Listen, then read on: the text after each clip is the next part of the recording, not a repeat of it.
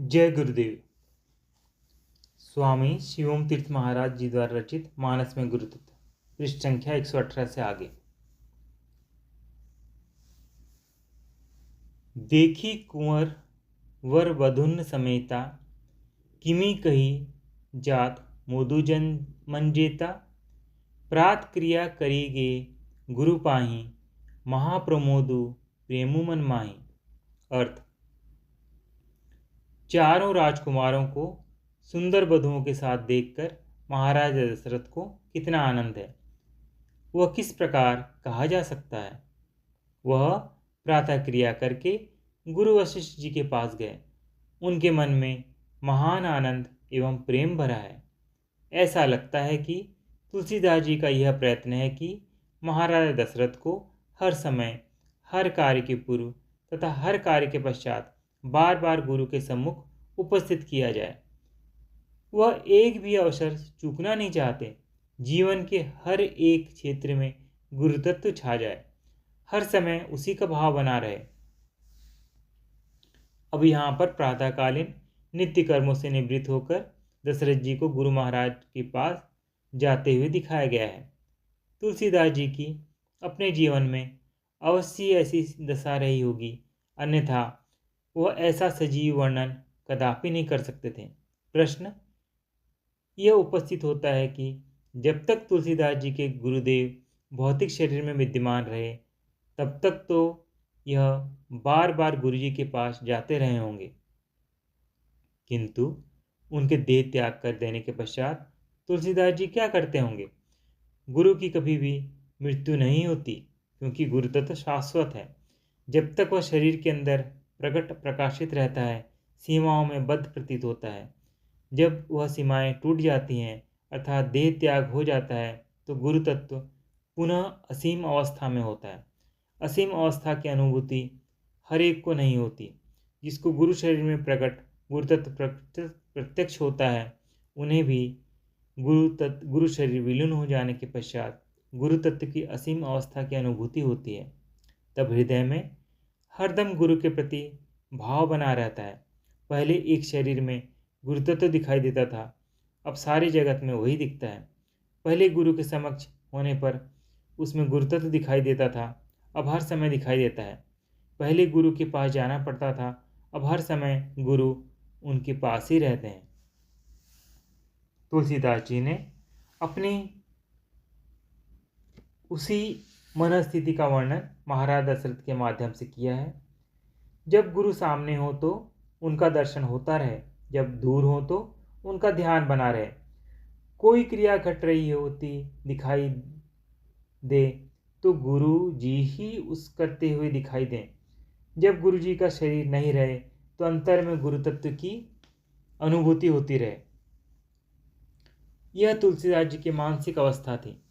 जब चित्त से क्षण मात्र के लिए भी गुरु भक्त को गुरुदेव का विस्मरण हो जाता है तो वह दुखी हो उठता है। वो हर समय गुरु ध्यान में, गुरु आनंद में डूबे रहना चाहता है। ऐसा प्रतीत होता है कि तुलसीदास जी ने अपने जीवन में इस आनंद को खूब लूटा। उनके भावों विचारों से ऐसा स्पष्ट भी होता है। कोई समय था जब वह अपनी पत्नी के बिना नहीं रह सकते थे। वह मायके गई तो काली रात में बरसती बरसात में उफनती नदी को पार कर पत्नी के पास जा पहुँचे। एक समय ऐसा आया जब वह गुरु के बिना नहीं रह सकते थे। जब तक उनके गुरुदेव श्री नरहरि जी शरीर धारण किए रहे, वह उनकी सेवा में बने रहे। नरहरि जी के शरीर त्याग के पश्चात उन्होंने गुरु जी को अपने हृदय की कोठड़ी में बंद कर लिया तथा अपने नयनों में बिठा लिया, ताकि वह जहाँ देखें गुरु जी ही दिखें। वह अपने गुरु जी में ही इष्ट राम को देखते थे, राम जी में अपने गुरु जी को देखते थे, राम जी तथा गुरु जी को एक ही देखते थे। कैसा आनंददायक स्थिति होगी उनके चित्त की। आनंद का अखंड भंडार जो उनके समक्ष प्रकट हो गया था, समक्ष नहीं, उनके हृदय में ही आनंद का भंडार प्रकट था। सभी आनंद का स्रोत गुरु ही हैं। चौपाई। अब सब विप्र बोलाई गोसाई, देहु धेनु अब भांति बनाई। सुन गुरु करी महिपाल बढ़ाई, पुनि पठाए मुनि वृंद बोलाई। अर्थ: हे स्वामी, आप सब ब्राह्मणों को बुलाकर उन्हें सब तरह से सजी हुई गायें दिखाएं। यह सुनकर गुरुजी ने राजा की प्रशंसा की, फिर मुनियों को बुलवा भेजा। महाराजा दशरथ गुरुजी को गोसाई अर्थात स्वामी कहकर संबोधित कर रहे हैं। यह उनके हृदय का भाव था। जैसा कि पहले कई बार कहा जा चुका है कि भावनात्मक दृष्टि से गुरुजी शिष्य के घर, परिवार, धन, वैभव, शरीर, मन, समय, यश अपयश सबके स्वामी होते थे। शिष्य केवल सेवक होता था, अधिक से अधिक किसी समय प्रार्थना कर सकता था। यह नियम आध्यात्मिक क्षेत्र में आज भी लागू है। शिष्य को केवल आज्ञा पालन का अधिकार है, कुछ कहने का, शिकायत करने का नहीं। पिता पुत्र संबंध या स्वामी सेवक संबंध का गुरु शिष्य संबंध में समावेश है। हनुमान जी राम जी के सेवक थे। राम जी के साथ कभी वाद विवाद में नहीं उलझे, केवल आज्ञा पालन ही किया। यही स्थिति भरत जी की भी रही। गुरु जी की आज्ञा का पालन ही कर्तव्य समझते थे। कभी मन में कोई बात आ भी जाए तो आज्ञा लेकर निवेदन करते थे। उनके प्रत्येक कार्य गुरु के लिए, गुरु की प्रसन्नता के लिए होता था। जब कभी भी उनके मन से कोई कार्य गुरु सेवा के भाव से हटकर हुआ, वह दुखी हुए। जब शिष्य कोई ऐसी बात करता है या कोई ऐसा कार्य करता है जो गुरु को इच्छा आशा के अनुरूप हो, तो गुरु को बहुत प्रसन्नता होती है।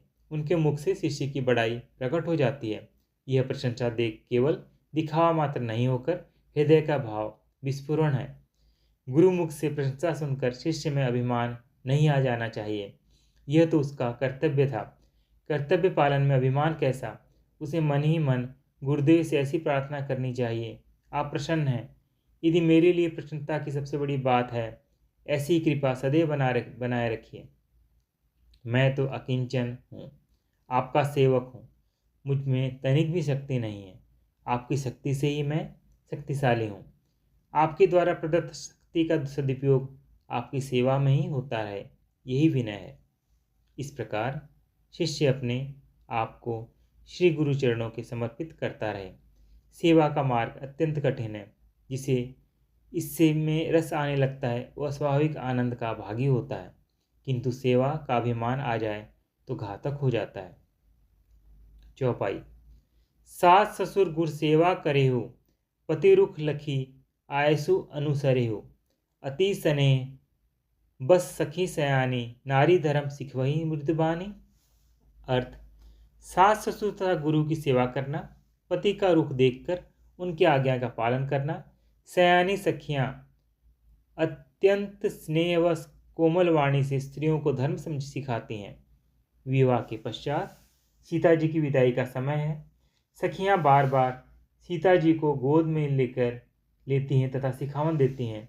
सास ससुर तथा गुरु जी की सेवा करना तथा पति का रुख देखकर उनकी आज्ञा का पालन करना, सेवा नारी की शोभा है, धर्म तथा स्वभाव है। किंतु यहाँ तुलसीदास जी का मुख्य संकेत रुख देखकर में है। रुख देखना केवल पति के लिए ही नहीं है, सास तथा ससुर और गुरु के लिए है। जिसकी सेवा की जाती है वह क्या चाहता है, उसकी रुचि क्या है, उसकी परिस्थितियाँ क्या है, वह जो सेवा की जा रही है वह उसके अनुकूल भी है या नहीं, आदि बातों का निर्णय करके सेवा भाव, श्रद्धा, आदर तथा सुंदर ढंग से सेवा की जाए, तभी सेवी को संतोष होता है। अन्यथा सेवा कलह का कारण भी बन सकती है। सास ससुर पति तथा गुरु को ईश्वर का रूप समझकर सेवा करने का आदेश है। अर्थात सेवा में श्रद्धा का स्थान प्रमुख होता है। एक सेवा कर्तव्य समझकर की जाती है, दूसरी दया करके। उसमें श्रद्धा हो भी सकती है, नहीं भी। सास ससुर गुरु तथा पति की यदि श्रद्धा रहित सेवा की भी जाए तो भार रूप हो जाती है तथा अधिक दिनों तक नहीं चल पाती। सेवा करते हुए भी कई प्रकार की भ्रांतियां उदय हो जाती हैं, जिसमें अवांछनीय परिस्थितियों का विकास हो सकता है। किंतु यदि कोई अपने मन की श्रद्धा की रक्षा करते रहे तो यथा समय भ्रांतियां दूर हो जाती हैं। जिसको स्वार्थ की चिंता रहती है वह सेवा नहीं कर सकता। सेवा का दूसरा नाम ही श्रद्धापूर्ण प्रेम है। सेवक अपने सेव्य के लिए प्रत्येक वस्तु का त्याग करने के लिए तत्पर रहता है। न तो उसे अपने आराम की चिंता होती है, न भोग विनोद की। उसे अपने सेव्य की सेवा में ही सुख मिलता है। नारी को तो वैसे ही सेवा का स्वरूप होती हैं। मातृशक्ति के रूप में वह संतान की सेवा करती हैं। गृहिणी के रूप में आगंतुकों की देखभाल करती हैं। सबके अंत में यदि कुछ बच जाए तो रूखा सूखा खाकर संतुष्ट रहती हैं। चौपाई। समो जानी गुर आयसु दिन्ना, पुर प्रवेशु रघुकुल मणि किन्ना, सुमेरी शंभु गिरजा गणराजा, मुदित महीपति सहित समाजा। अर्थ। गुरु ने प्रवेश का उचित समय जानकर नगर प्रवेश की आज्ञा दी। रघुकुल मणि महाराज दशरथ ने नगर प्रवेश किया। शिवजी, पार्वती तथा गणेश का ध्यान रखते हुए महाराज तथा सारा समाज आनंदित था। गुरु आज्ञा के बिना न तो प्रस्थान ही हुआ, न वापस नगर प्रवेश ही। इसके बीच जितनी भी घटनाएं हुई सब गुरु आज्ञा के अनुसार ही। यहाँ तक कि यदि जन कल्याण के लिए निमित्त भी कोई कार्य करना हो तो उसके लिए भी गुरु आज्ञा की आवश्यकता है, क्योंकि गुरु शक्ति से संपन्न होकर ही मनुष्य सभी कुछ करता है। पृष्ठ संख्या 122 की समाप्ति। जय गुरुदेव।